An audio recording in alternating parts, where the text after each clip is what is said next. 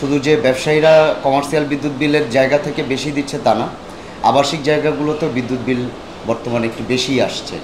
দেখা যাচ্ছে অনেকেই, আমি যখন অ্যাজ আ আবাসিক জায়গা থেকে যদি চিন্তা করি, আমি আমার বাসায় যখন বিদ্যুৎ খরচ করি, বিদ্যুৎ ব্যবহার করি, অনেক সময় মনে হয় কি আমার বাসায় যে কয়েকটা ইনগ্রেডিয়েন্ট, যে কয়েকটা ইলেকট্রনিক্স আইটেম আমি ইউজ করছি, সেই কয়েকটা আইটেম থেকে আমার যে সাইকোলজি বলে যে আমি অ্যাজ ইউজুয়াল আমার যেরকম বিল আসার কথা, কিন্তু মনে হয় যেন বিদ্যুৎ বিলটা আমার বেশিই আসতেছে। বিদ্যুৎ বিলের প্রতি সরকারের একটু নজরদারি করা উচিত, এবং বিদ্যুৎ আদৌ আসলে আমরা যতটুকু ব্যবহার করছি ততটুকুই বিল আমরা দিচ্ছি কিনা, বা সরকারি মহল থেকে কোনো কারসাজি চলছে কিনা, এই জায়গাটা দেখা উচিত। আদি সংকট জাতের মানুষ তো, আমাদের মধ্যে লোভ বেশি থাকে, এবং আমাদের বাংলাদেশের মানুষদের মধ্যে কিছু সংখ্যক মানুষ আছে যারা সিন্ডিকেট জিনিসটাকে তাদের পুঞ্জীভূত করে সাধারণ মানুষের ওপর অনেক কিছু চাপায় দেয়।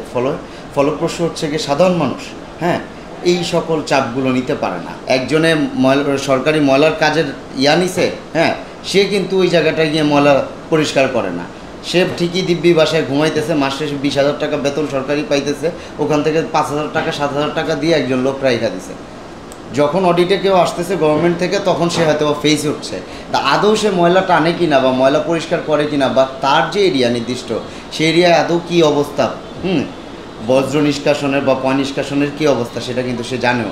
বর্তমানে ইদানিং সময়কার আপনি যেখানেই যাবেন, আবাসিক কমার্শিয়াল এরিয়াগুলোতে সব জায়গাতেই দেখবেন পানির যে ব্যবস্থাটা, ওই জায়গা থেকে হচ্ছে পানিটা নোংরা পানি আসে। কল ওপেন করলেই আপনি নোংরা পানিই পাবেন। পানি থেকে একটা গন্ধ হয়, যে পানিটা খাওয়ার উপযোগী না। নাগরিক হিসেবে, ভোক্তা হিসেবে আমার বলার অধিকার আছে, সরকারের কাছে আমার অভিযোগ করার অধিকার আছে যে আমি এই জিনিসটা পাচ্ছি না। সমস্যা ফেস করছি কিন্তু আমরা বলতে পারছি না। আমাদের সমস্যাগুলো আমরা ভাষায়